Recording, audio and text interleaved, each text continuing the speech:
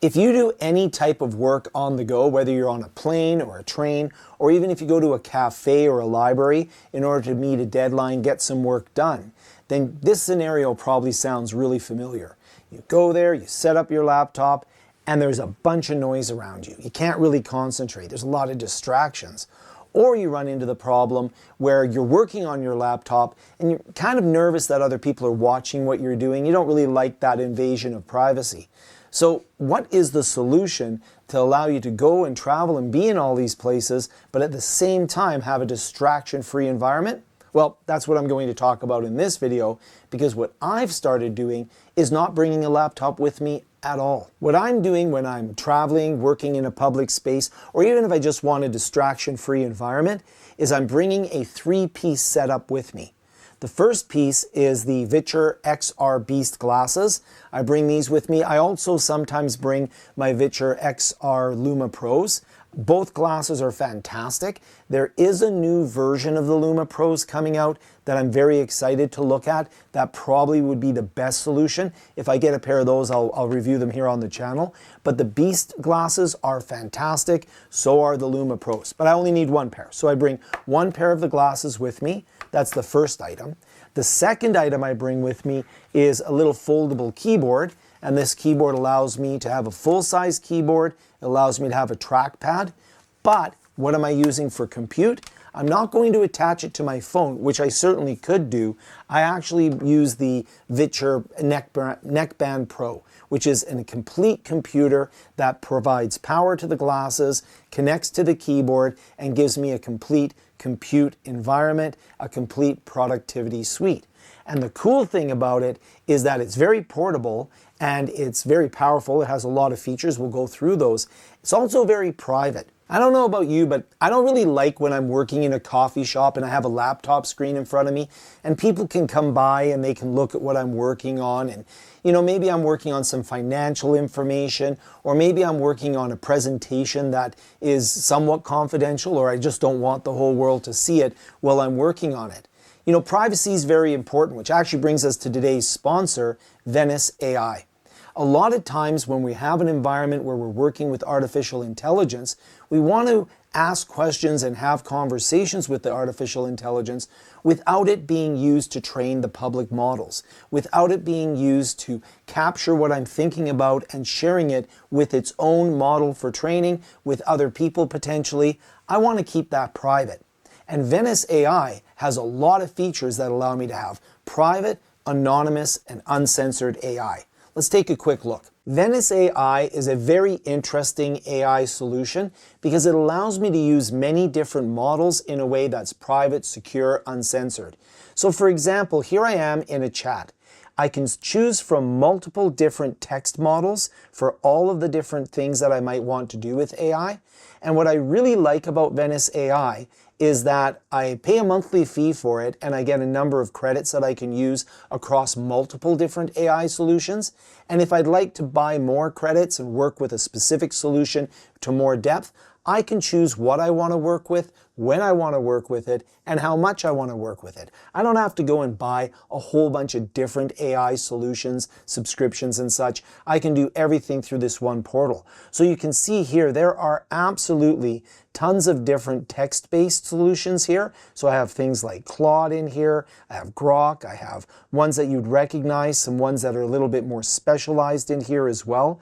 You can see that I can have end-to-end encrypted AI in here. So there are models that allow me to be incredibly secure. I can go into models that allow me to generate images. Again, lots of different image solutions in here. Everything from Nana Banana Pro, lots of different ones in here. Ones that are, again, uncensored, private, and secure. So you have anonymous. So you have lots of different choices in terms of how you're going to work with Venice AI. You can even go into a privacy mode drop down, and you can say, in my case, I want to have everything that's anonymous. I don't want to share my data. I can make it private. You can see that I got TEE and I've got E2EE, so I've got different types of encryption in there as well. So I can really dial in my AI usage to be exactly what I want it to be. So let's say, for example, I'll just use a Claude Sonnet in here. So if I'm using Claude Sonnet, I'll get the same responses I would as if I had my Claude Sonnet subscription, but I'm only going to use some of my Venice credits, and I can purchase more credits as needed for the models that I want.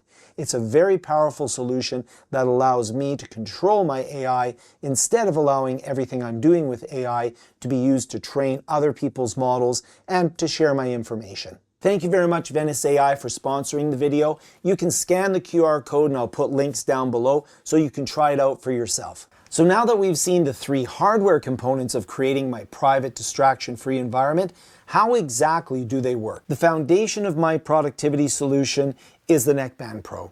The Neckband Pro is an actual computer with 12 gigs of memory and 256 gigs of storage, and you just wear it around your neck.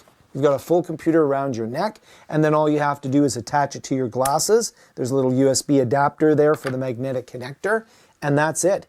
I have a full computer system right here connected through the glasses on my neck. I will take my keyboard, the third component, and that will allow me to have everything I need to do typing, move my mouse around the environment, just connected with Bluetooth to the neckband.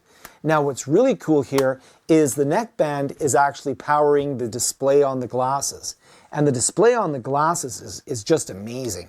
In the Beast glasses here, it's a 172-inch screen. And in the Lumas, I believe it's a 152-inch screen equivalent. So in terms of aspect ratio, and the clarity is incredible. It's like a 4K type experience.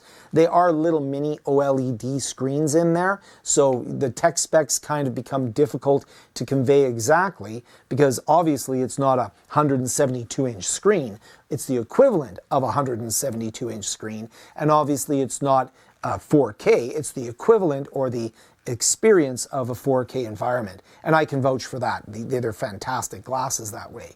And what's really interesting is that when I have the neckband paired with the glasses, the neckband is powering the glasses, which means that I don't have to have any external cables. There's no external power to the glasses. If I was to hook them into my phone, then the phone would be powering the glasses. If I was to hook them into my laptop or a computer, then the laptop or computer would be powering the glasses.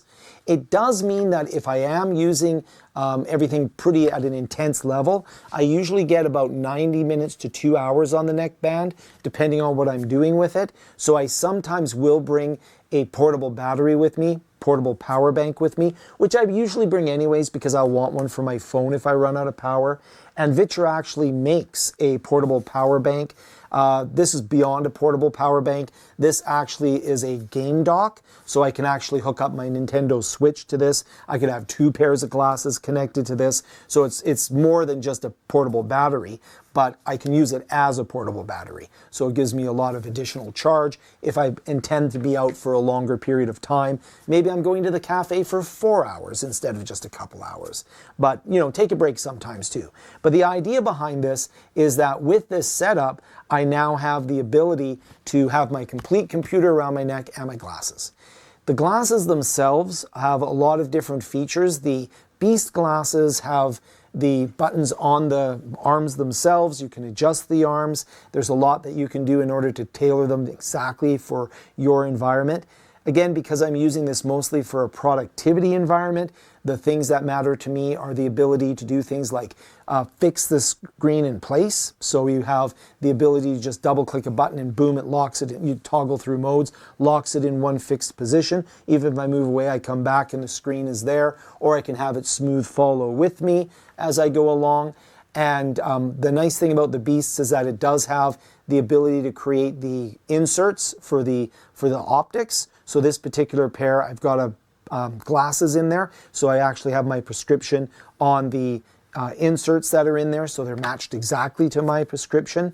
With the Lumas, you actually have a couple dials that you can dial in the vision to get it exactly how you like it. That makes these actually nice for sharing because you can give them to other people and they can dial it in to their vision. So if I am doing something, I mean, I would never do this if I was traveling, use my Switch and play games. But if I did, I absolutely do. What I can do is I can hook in my Beast glasses and I'll wear these, and then I can actually give these to a friend or family member and they can dial it into their eyesight, and then we can both be playing the same Switch game at the same time on an airplane or a train or something along those lines. That might, you could do that in a cafe. It depends on, I suppose, how comfortable you are playing side by side with somebody on a Switch in public. I often actually will, without the neckband, even connect up the glasses directly to my phone. So if you have the phone, the glasses come with a longer cable that you can connect into your phone through the USB-C of your phone. And then I actually can have this as my setup. And if you really wanted to, you could actually use your keyboard and Bluetooth it to your phone. The challenge with that is it'll drain the battery on your phone a little bit faster, and it'll depend on your phone. I do like having the neckband Android computer here because it does give me just this sort of one little setup here. We are done. All I have to do now is have my keyboard out, and here we go. Now, what's really nice about this is that I now have that private environment. I have that environment where I'm not having people look at me on the screen. I don't have to worry about people seeing what I'm doing. I also get the larger real estate of a bigger screen. That can be really important if I'm working with an application. Even the best laptops, well, the best laptops would have maybe a 17-inch screen, and that's great. But with the glasses, I can actually use an application called Spacewalker, where if I am connected to a computer, I can have multiple screens. And I don't generally do the big massive screens or the multiple screens. I usually have a nice big screen and I work with that. But that's really up to personal preference. So there's a lot that you can do in terms of making this setup work for you. There's even more that makes this super valuable as well. For example, what about audio? Well, when it comes to audio, both pairs of glasses have really, really crisp audio right in the arm of the glasses themselves.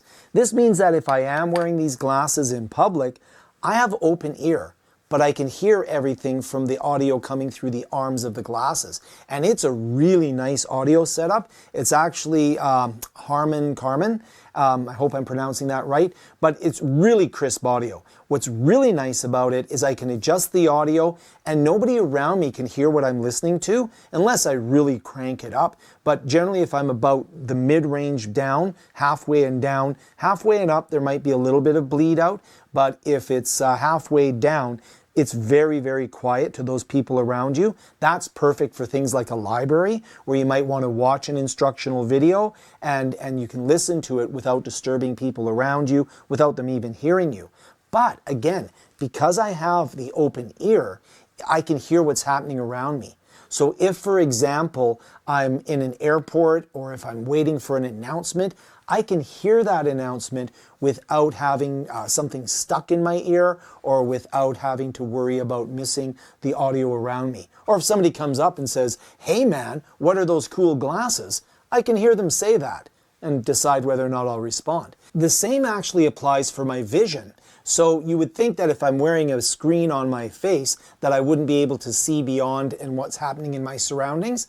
You have an electronic shader in these glasses, which means that you can adjust the level of translucentness between you and the world around you. So let's say, for example, I want complete immersion and privacy. I can adjust the shader so that it's completely dark with the screen.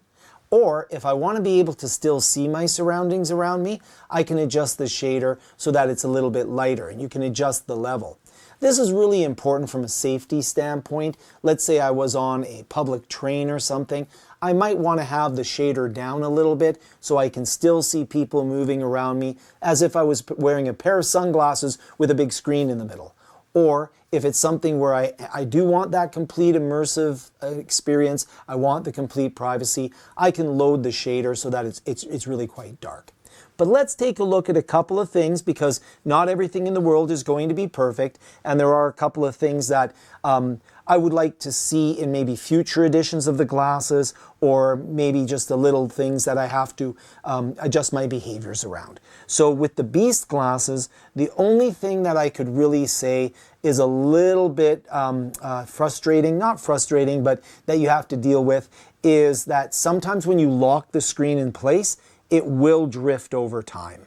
Now, what I do like about the Beast glasses is they have a button that allows you to cycle through the different types of connectivity, the smooth follow versus the lock it in place, the 3DOF. So you can just double click and recenter the screen. So there is a workaround for that, but it would be nice if it didn't drift over time. That's something I suspect can be updated in a firmware update or something that will come in the future. It has a camera at the front, a single camera, which is how it locks it in place. So it might depend on the environment you're in. The other thing that sometimes is a little bit, requires a little bit of adjustment is with the glass insert, the prescription inserts that I have, the nose piece sometimes will pop off. It's a magnetic nose piece, so it magnetically clicks into place. And what I've done is I've done a little bit of a cheat code in here. I took a very small piece of poster putty and I put it in there so it has a little bit of not just the magnet, but a little bit of adhesiveness. And what poster putty is it's designed to be an adhesive that won't ruin your wall if you put up posters, but I just use it here so that if I ever want to change the nose bridge, I can just take it out and the putty will come out quite easily. So that's a couple of little things in there. There is the new version of the Lumas coming out that has a 3-camera setup, and those are more of a XR/AR pair of glasses that will probably lock things in place a little bit more. So I would say that the main market for these glasses are going to be gamers. I just happen to be a productivity guy, so I think that productivity is an untapped potential for these, and I use them all the time for that because they really are that distraction-free immersive environment. So I would use them for studying, I would use them for creating documents, I would use them for a lot of productivity tasks, and of course I do play games. I play my Switch, or if I connect these up to my computer, it gives me a giant screen that I can game on. But from a productivity standpoint, the new Lumas that are coming out or are out, I don't know if they've been released yet, those ones, I'll be taking a look at those as soon as I possibly can.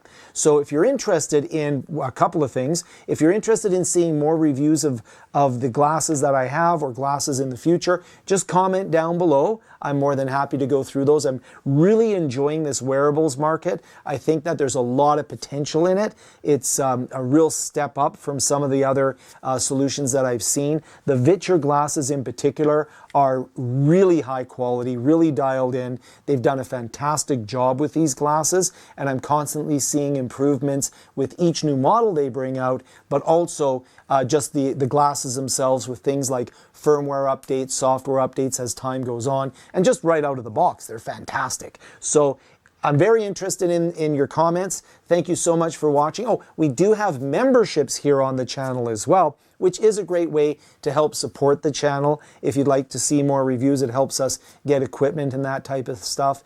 And our Lunch Club members are our special channel members, and I'm going to shout them out at the end. You'll see their names at the end of this video. Thank you so much for watching, and we'll see you in the next video.